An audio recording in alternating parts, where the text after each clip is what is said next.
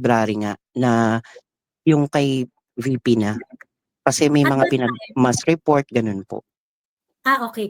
So, ibig sabihin ikaw ang ginagawa mo purihin si Lisa, Opo. pagkatapos at the same time mag-report-report, Yes gano'n? po. Tas sa mga meeting nakikita namin kung sino yung mga list din nung mga kunyari yung, susuportahan yun nga yung magpupuri kami ganyan katulad kay, Maharlika.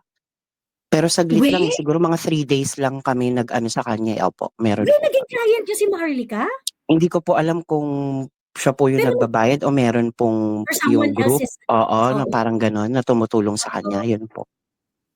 Okey. Yeah, kasi hindi niyo naman alam kung, somebody is paying in behalf of Yes po. Maharlika or if Yes. Maharlika is the one paying it. Yes. Kaya nga Ibig sabi ko sabihin nagulat ako sabi mo, "Screenshot ko 'to, akyat ka dito." Ang tagal na nun 'di ba, Miss Joey?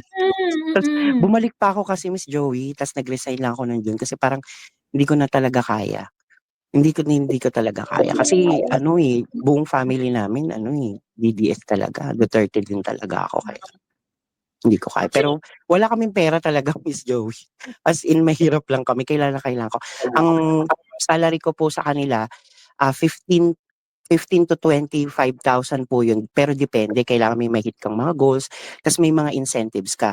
Tama po yung sinabi niyo kapag may nag-reply dun sa mga kunyari pero hindi sa department, sa may mga ibang hmm, department na nag-reply na nang-aasar ganyan tas na-replyan, may bonus po yun, 1,500 po yun. Ang tawag mm. po dun show up promo, show up. Ibig Oo, sabihin nakapag-show kaya ka, yun yung ano dun. nagre-reply ako sa ano, nagre-reply ako sa mga trolls lalo na 'pag matiyaga yung trolls.